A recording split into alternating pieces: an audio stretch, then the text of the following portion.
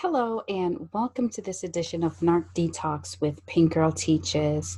Here at Narc Detox, we talk about all things pertaining to narcissistic abuse, being in a relationship with a narcissist, how to identify that they are even a narcissist in the first place, as well as how to protect yourself if you are in a relationship, and most importantly, how to overcome narcissistic abuse. So tonight I actually made notes, right? Because I have a tendency to go off topic and talk about this and that, but I want to stay focused in our discussion tonight. And so if I look down, that's just me checking my notes or my bulleting points. But as for our discussion tonight, I kind of wanted to talk about the mind games that narcissists play. You know, they are very competitive people, and everything sort of plays out like a game when it comes to them and how they handle themselves, as well as how they act in relationships. So, mind games narcissists play.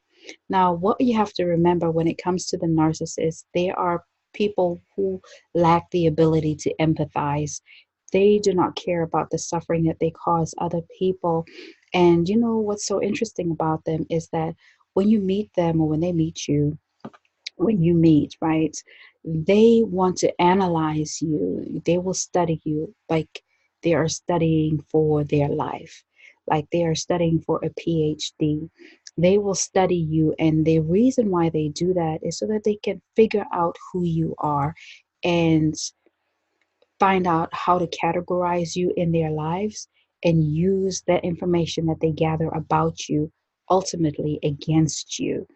And the crazy thing is that you don't really ever get to know the real them until it's too late, until either they've discarded you and you're wondering, hey, what just happened to me? Or whether you're hooked into the relationship and you're beginning to notice that, hey, something doesn't add up in this relationship and I want to figure out what's going on.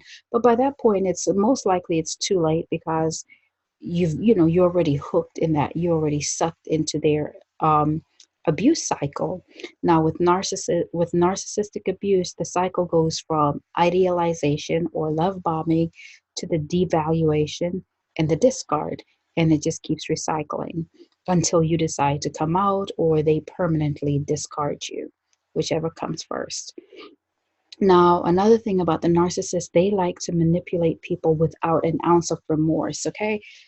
So, sounds crazy, but nobody goes around with a label on them that says who they are. And so you really have to be careful. Like when you're in the getting to know stages with somebody, when you just start dating, now we know like we can classify dating as gathering intelligence on somebody to determine whether, they're a good fit for you, for your life or your future, where you see yourself going. So that's why that's what dating at its core is. But what happens now when you are dating somebody and they want to know everything about you? They want to know how you grew up, your likes, your proclivities, just everything. They're interested and they want to know everything that there is to know about you. We like that, we get an opportunity to share our experiences and to show who we truly are to this person that we are interested in, right? So it sounds like it's a positive, but not if it's a narcissist. Like, listen, if it's a narcissist, one way you're going to be able to tell is that they're not going to do much talking about themselves. They'll be a bit evasive about their past. They won't share a lot of details because they need all the time to focus on who you are and what are the things that shaped you. And so they will protect themselves. Now, you too have to protect yourself. If somebody is just asking you about yourself and your past, your history, and they're not giving you any information, I definitely say that that is a red flag. And, again, once they get that information, ultimately they're just going to use it against you. So be very careful with that. There should be an even flow of discussion. You should be sharing, each person sharing about your experiences, your childhood, your likes, your dislikes, your fears, your insecurities. Everybody, you all should be sharing that information. So if there's a broken flow, if they don't want to answer questions, if they're evasive, those are all red flags. You need to be very, very careful at that point. Now, another thing that the narcissist will do is, like, if you ask them direct questions about their past and you look them in the eye, they will avoid eye contact. And yeah, just try it. Like, if you know a narcissist that you're already seeing, ask them directly, looking in their eye, and make that eye contact. They will avoid eye contact at all things when they know that they're lying, when they know that they are, fishing for information. They'll avoid eye contact. But the way that you can combat that is to continue to look them dead straight in the eye and ask them the questions that you want. And, don't be satisfied or don't just be easily dismissed or brushed off with a simple answer, because they may try to change the topic on you and not really answer your questions. But remember, that's a red flag. Now, um, one thing that narcissists want you to know is that they are better than you. Now, we know that they are, at their core, they're very weak people. They have low self-esteem, but they want you to know that they are better than you. So they may talk about all their achievements. They may talk about places that they've been to. They may talk about people who they dated, who they felt were important. If they were like very beautiful, very handsome, they will talk about all those things. They love to clout chase. They like to associate themselves with people who are in high places, people who are wealthy, people who are in positions where they want to be. So they will talk about all those things just to, just to make you feel like they're better than you. Now, they may also talk about like how expensive their home is, their taste in expensive clothing, expensive cars, but you here can ask them now for receipts. Ask them for proof. Like, oh, so you met so and so and you know them? Oh, do you have any pictures? Or it could just be something as simple as, maybe they like to use these big words because they want to sound so educated. Ask them, tell them that you don't understand what they're saying. Could they please use that word in a different sentence? Sometimes they just snatch that information, those words, from other people who are using it, and they felt like, hey, I want to use that, to seem smart too, but not actually know what they're talking about. So you can kind of call them out like that, but don't do it like, hey, I'm calling you out. Because here's the thing, they're like I say, like these people don't think like, those with a healthier disposition. So this may seem like, like you are starting trouble, or this is some type of conflict that you're trying to get into. So, be subtle about how you go about doing things like that, about doing things like that. Another way that you can kind of combat that is to interrupt them. Like, listen, if you interrupt a narcissist, you throw them off and they hate being interrupted. Like, listen, they hate it, and they will come, they'll come at you, they'll get a bit hostile and aggressive. But that right there is the red flag that you want, so that you know, like, hey, hold on, time for me to pump the brakes. I now know what I'm dealing with. Another thing that narcissists do, another game that they play, is they want you to be scared and sad. Now, this is where I start calling them like diabolical. And, it's important that I do say to you that it's not the person who's diabolical, but it's the spirit that's at work in them. The Bible tells us that we wrestle not against flesh and blood. This is where those principalities come in. They've turned themselves over to the deceiver to be used by him. And so, I mean, like, who gets happy seeing somebody else sad or scared? Like, they will use the fear and negativity card against you. They can be very rude and disrespectful. And this is all about control and manipulation, is to scare you into obedience, like, make you feel like if you don't do ABCD, well, I'm gonna leave you, and if I leave you, then you're gonna be by yourself. Or, some like, okay, like a narcissistic man may tell a mother, a single mother who has 3 4 children, that, listen, if I leave you, that's it for you, because I'm a rare type of man. Because who wants a woman with 3 kids? Who wants a woman with 4 kids? That's a lie. There are men out there who are ready to step up and join you in your life's journey and help you raise your children. That's a lie that they tell just to, manipulate you and control you, and, keep you in a place of fear. and make you, even make you, like I said, sad, but keep you in that place of fear that, oh, you know what, this is the best that I can do, so I need to hold on to this relationship at all costs. You don't have to do that. That's a bunch of lies.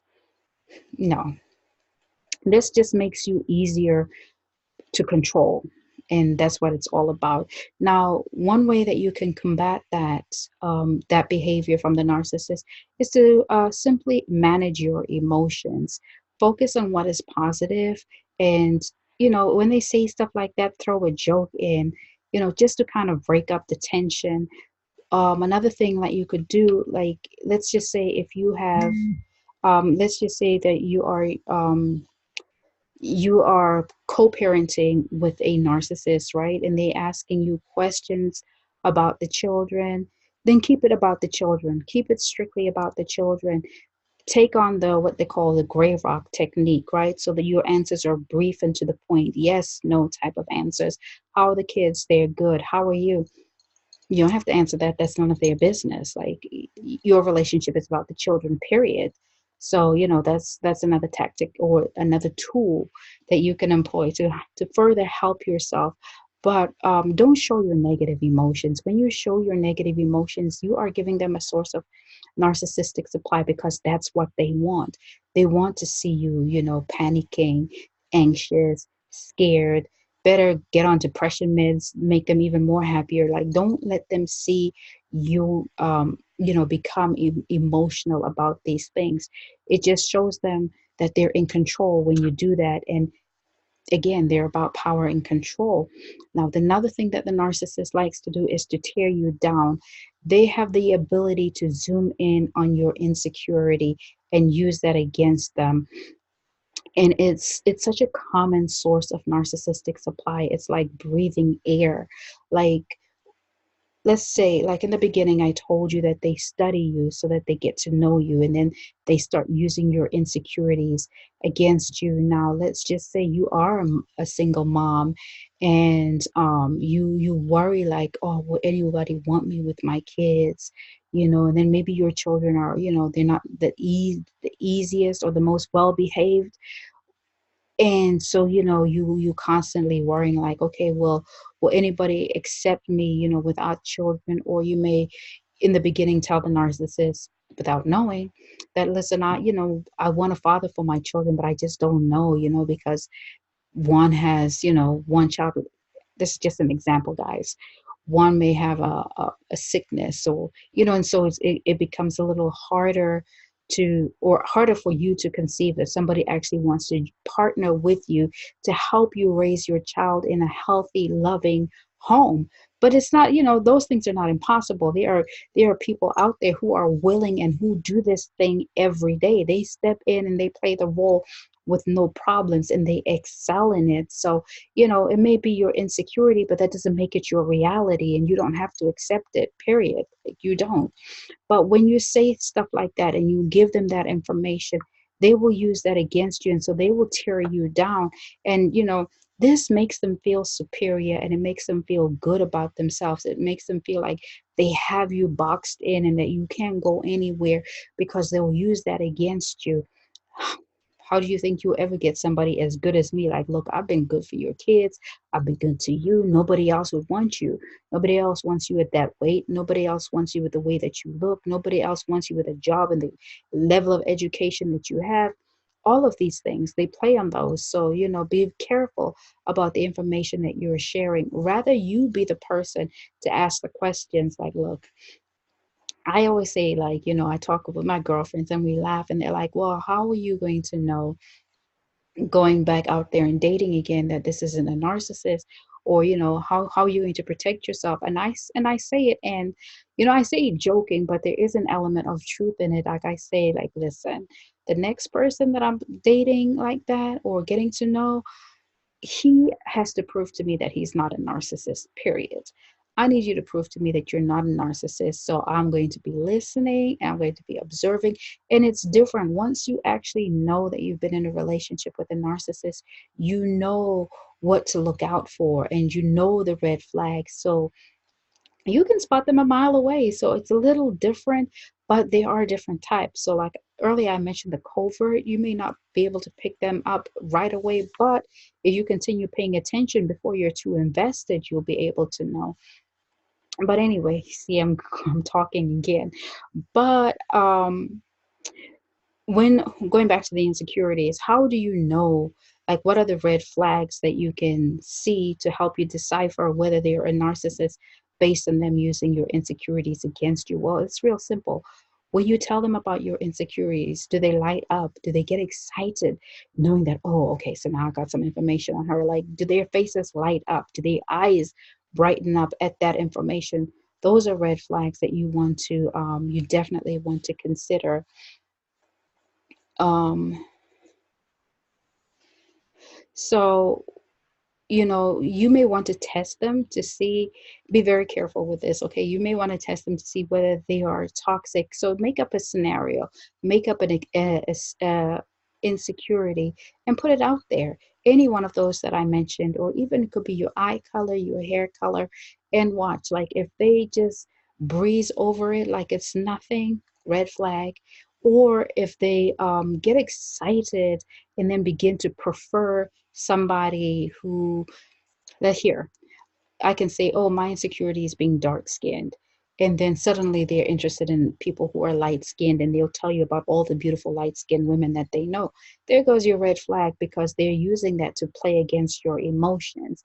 And so, that's as clear as day.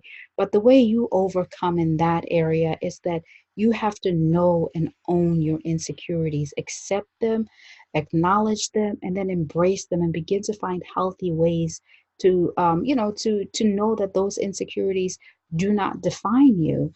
Like they don't define you, and just embrace them. That's one way that they will never be able to use that against you or make you feel a certain way about those insecurities. So another thing with the narcissist is they act like they cannot do anything wrong. They do not. Okay, they do not accept responsibility for anything, and they will rationalize the hurt that they do to people or that they cause people. They will rationalize their mistakes.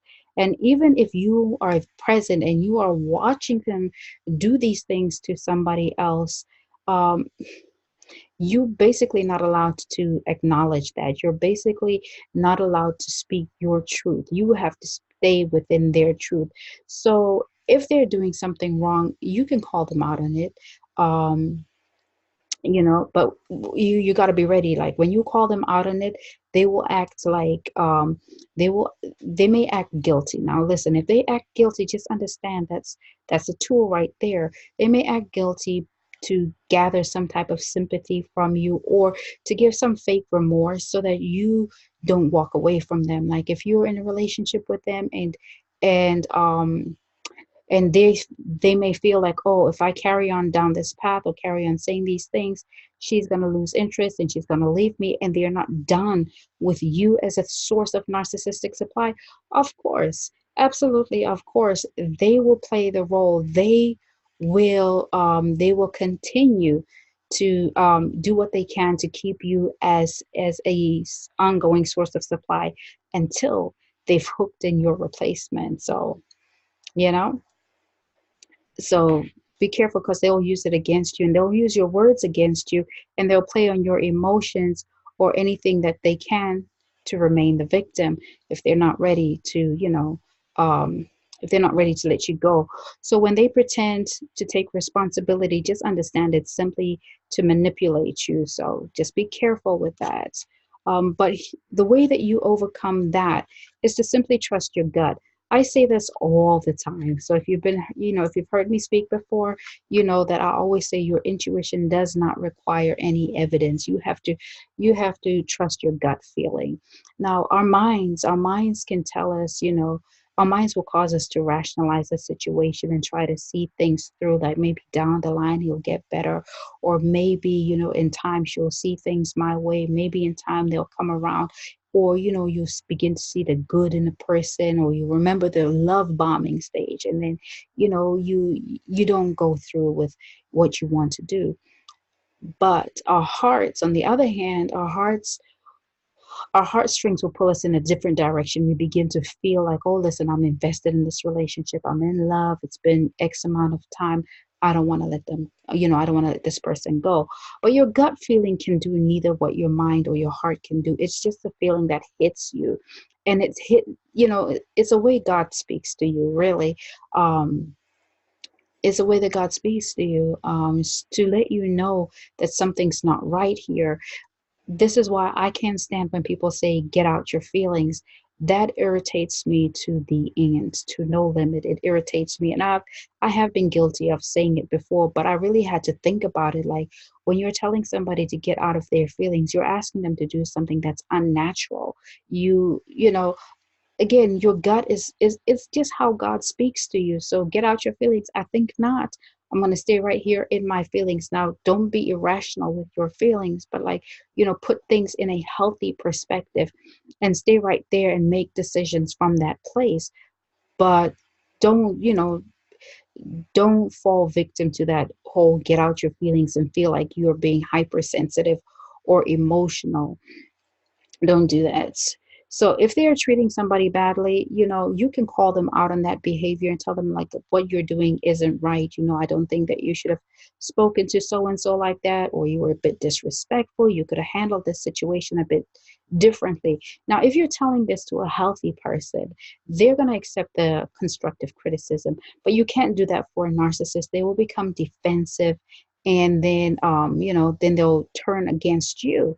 Now, you have to know that when you do things like that to a narcissist, you do cause a narcissistic injury.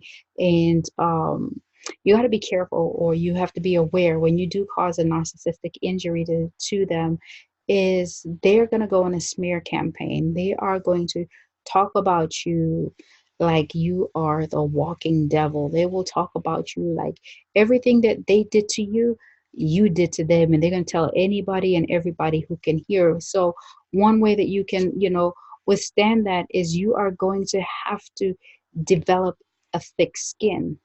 I remember when somebody that I knew, who is a narcissist, um, when I called him out on their, what they were doing, basically he turned around and then tried to put it all on me. And then on top of it, he was like, and you have the nerve to be out there on doing Project Real Love, lying to people that you can do this and that and the third. And I was like, well, first of all, I'm not lying to anybody, because this is my experiences that I'm talking about. So where's the lie there? Like, I'm not going out here trying to sell a pipe dream. I'm just talking about my experiences and how I learned, and how you can learn from those experiences by not making some of the mistakes that I did. And so, initially when he started saying those things, I was like really angry, because you're coming after my brand, and I've spent years trying to build my brand. And so I wanted to just jump in and protect it. But then, thank God, like, common sense kicked in. Like, you can't win with them, and sometimes you just got to let it go. And I had, my skin had to grow thick so that I could withstand that. And, you're going to have to do the same thing. Don't take the things that they say about you so personally. They will use that against you, and they will go and tell whomever. And, if you do have mutual friends, then maybe you can ask them, once things blow off a little bit or cool down, like, do you really think this is how I am? And see what they say. But you have to, like, know who you are. And if those mutual friends begin to see things the narcissist way, then what, that's another cue for you to be like, okay, that's a flying monkey right there, and I need to put some brakes on this relationship until things really cool off. And then, excuse me, maybe down the line you may reassess that friendship. But be very careful. They will twist information, and they will use it against you. Now, the smear campaign also comes in when you go no contact, because when you go no contact, and it means just that, no contact, you are not talking to them on the phone, no text, no social media, no email, not in person. Like, you deny full access to yourself. It's like your fallback game just got real strong. So that is instilling boundaries, and they don't like that. So again, if you do go no contact, be very careful, or be well aware that the smear campaign is coming right behind. Um, yeah, the smear campaign is coming right behind them. And when they do twist information, understand that the only thing that's about is giving them a way out. It happened, it gives them a way out, and it helps them not have to be accountable, and they can just carry on with their life.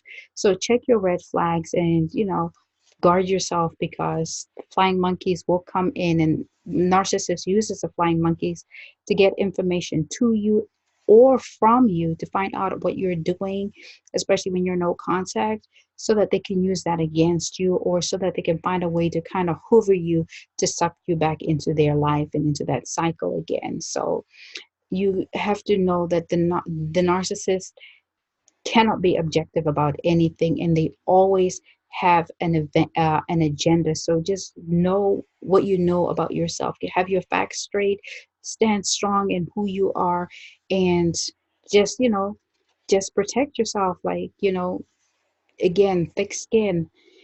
Don't take what they say personally. Being in a relationship with a narcissist, and I'll tell you this is one thing I recognize for myself, is like being in a human pressure cooker. They intentionally gaslight you, they intentionally devalue you, they want you to doubt yourself, and they manipulate you, and they put you under pressure until you explode. Now, this is reactive pressure. So, and they want you to explode. Like, listen, didn't I just say that, they're diabolical beings? And they do it just so that they can blame you for something. Like, they'll do it so that they can blame you for something. So here's how this can happen, and this is a scenario. Okay, so it's just hypothetical, but let's say you co-parenting with one, whether they're the biological parent or they're stepping in. So let's say narcissist is supposed to have the kids by bed, and you're coming home from work. Say you had some things to do after work, and so now you're getting home later than normal, and the kids should be in bed, and you get there and the kids are still up. And not only are they still up, they're wired off sugar, because narcissists has been feeding them whatever. And so your kids are like going crazy, bouncing off walls, and you're just tired and you're ready for them to be in bed so that you can transition into the next phase of your night. And so you're like, hey, what's going on? But your new bedtime, this and that. And they're like, oh, I'm sorry, we were just playing and the kids wanted this and that, and I gave it to them. And they're telling you what they know that you don't want. Your kids having candy at 9 o'clock, 10 o'clock at night, and they're telling you this to invoke a reaction in you, right? And so you're upset and you're exploding, and they're like, don't worry about it, just go lay down, I'll go take care of the kids, and just go lay down. So they'll put the kids to bed, and then they'll come back to you and be like, I'm really sorry. um and they just tell you those things. But guess what, this is intentional. They did this so that they could gather that reaction from you, get you angry, get you to explode, and now they come in and get to be the savior of sorts. And then guess what they're going to do? Here's your red flag. They're going to turn around and ask you for something. They are going to see if you can, they're going to be sweet, right? And this is sneaky manipulation on their part, because now that they have you in that relaxed stage, and it's like everything was crazy and they stepped in to save the day, and now here they go asking you to co-sign for a car, asking you to do something that you normally wouldn't do. For some people, it's money to go to the casino, to go gambling. It's for some, it's, hey, listen, I'm out of money, I need some weed, and so I need you to, give me some money for that, whatever it is. But you got to understand that this is all, they caused the explosion on purpose. So just be careful, like, that's something that they did intentionally. And if you don't know, you're not looking out for it. But those are all games that narcissists do play on you, so that they can just, manipulate you. You have to understand that that's all it is with them. They seek you out for specific needs, whether they need their ego stroked, whether it's sex, whether it's because you make them look good. And when I say look good, it may be that you're a wealthy person, not necessarily that they want your money, but they want to be able to associate themselves with your name. So you might be well educated, you may be well known in the community, whatever it is, or you might be just somebody different than what they normally deal with. And so, you may be of a different caliber. One thing also remember, narcissists always absolutely love to date up. So, you know, there's always an agenda with them. So be very, very careful and protect yourself. I told you in the beginning, like, be sure that when you are talking to somebody new in the beginning stages, ask questions and get answers and go for direct eye contact. Narcissists do not like people who they cannot manipulate. And they can't manipulate you when you have information on what to look out for and what red flags are.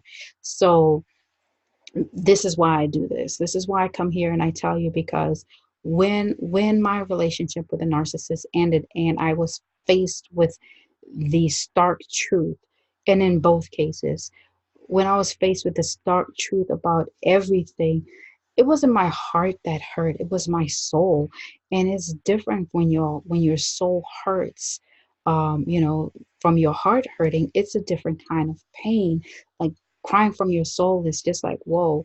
So I would say, like, even if you are somewhat in the relationship with a narcissist and you may not know the truth about who they are, but if these red flags stand up to you, walk away.